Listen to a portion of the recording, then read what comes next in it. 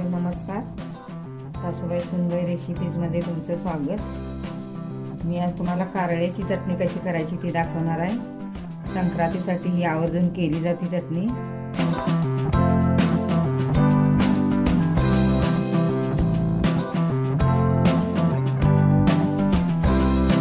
हे कारळं असं असतं, हे कारळं याला आमच्याकडे काळे तीळ पण बोलतात। त्यासाठी लागणारे हे साहित्य आहे, हे 125 ग्रॅम कारळे म्हणजे 1 वाटी आहे। हे खोबरं 1 वाटी आहे म्हणजे 100 ग्रॅम आहे। ही तिखट 2 चमचे आहे। या लसणीच्या 20-25 कळे आहे, कारण आम्हाला जास्त लागतात। हे 2 चमचे मीठ आहे, हे थोडं जिरा आहे आणि हळद आहे। मी आता गॅस चालू केलेला आहे। सुरुवातीला जरा गॅस मोठा करायचा, त्यानंतर गॅस बारीक करायचा। हे आता कारळ भाजून घ्यायचं। आता कढई तापलेली आहे, मी गॅस कमी करणार आहे। कमी गॅसवरच भाजून घ्यायचं, नाही तर पटकन जळून जातं, हलका असतं ते।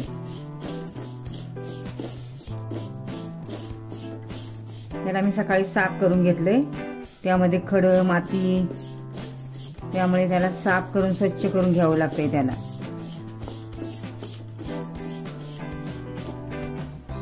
हे सतत हलवत राहायचं, नाहीतर ते करपतं।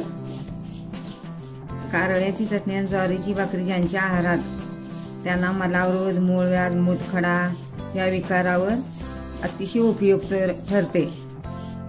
कारळे नुसते स्निग्ध नसून पौष्टिक व त्याचबरोबर वात शमन करणारे आहे, त्यामुळे कारळ्याचा उपयोग खूप फायदेशीर ठरतो। अजून बारीकच गॅस केलाय, बारीक गॅसवरच भाजायचं असतं।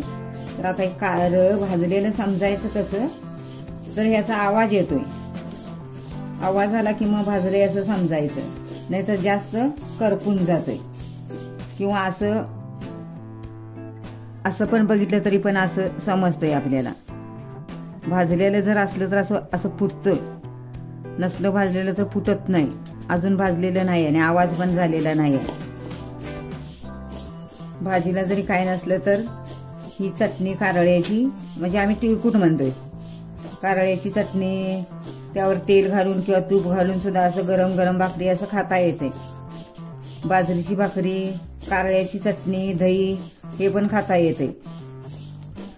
हे बघा आता असा आवाज यायला लागलाय भाजल्यामुळं, चट चट चट चट चट आवाज येतो। मग आता समजायचं की भाजलंय असं, पण कमी गॅसवरच करायचं। मोठा गॅस केला की तो करपून बसतोय आणि वास पण येतोय। हे भाजलं ना की वास पण येतोय। हे आता भाजलेलंच आहे, मी आता प्लेट मध्ये काढून घेणार आहे। आता खोबरं पण भाजून घ्यायचं आहे। हे खोबरं मी किसून घेतलेलं आहे, ते पण थोडंसं भाजून घ्यायचं आहे। ते पण बारीक गॅसवरच भाजायचं आहे। तर खोबरं खाल्ल्यामुळे संधिवात होत नाही, हृदय निरोगी राहते, मेंदूचं कार्य सुधारते, रोगप्रतिकार शक्ती वाढते, अशक्तपणा निघून जाईल, पाचक समस्या दूर होतील। आता खोबरं बारीक गॅसवरच असं भाजून घ्यायचं आहे, जास्त पण लाल असं भाजायचं नाही। आता खोबरं पण भाजलेलंच आहे, ते पण मी काढून घेणार आहे एका प्लेटमध्ये।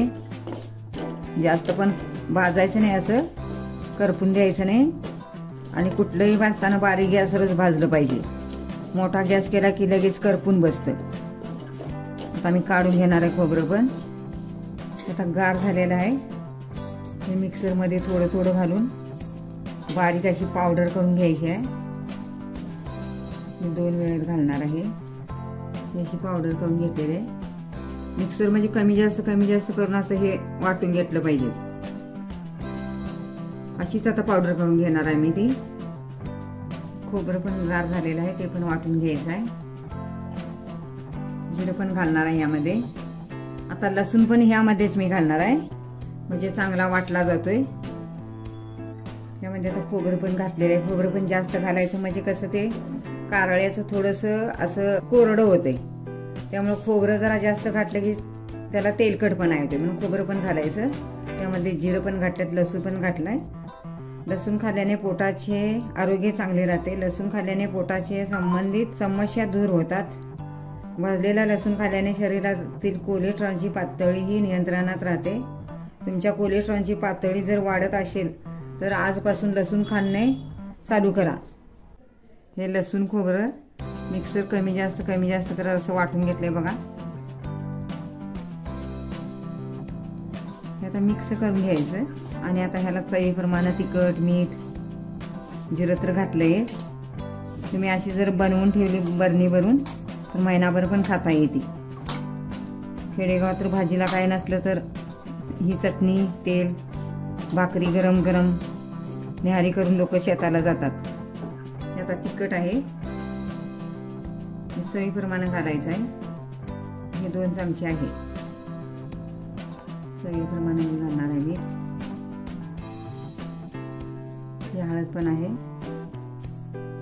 1 चमचा. आता हे मिक्स करायचं आणि परत एकदा हे मिक्सरला सर्व मिश्रण लावायचं म्हणजे एक जीव सगळं होतंय. त्याला तिखट मीठ सगळं व्यवस्थित लागतं. असं तुम्ही पण अशी चटणी करून बघा. लहान मुलाला पण दह्याबरोबर दिली ना तर छान लागते. आता परत मी मिक्सरला फिरवून घेणार आहे म्हणजे चांगली एक जीव होती. बघा कशी होते एक जीव अशी छान झालेली चटणी. जेवढी तुम्ही बारीक करशील तेवढी छान लागते ती. म्हणजे कोरडी नाही लागत. जास्त बारीकच केलं पाहिजे. आता अशी सर्व चटणी वाटून घेणार आहे. कारल्याची चटणी खाण्यासाठी तयार आहे. बघा तुम्ही पण करून बघा. तोंडाला पण अशी चव येईल.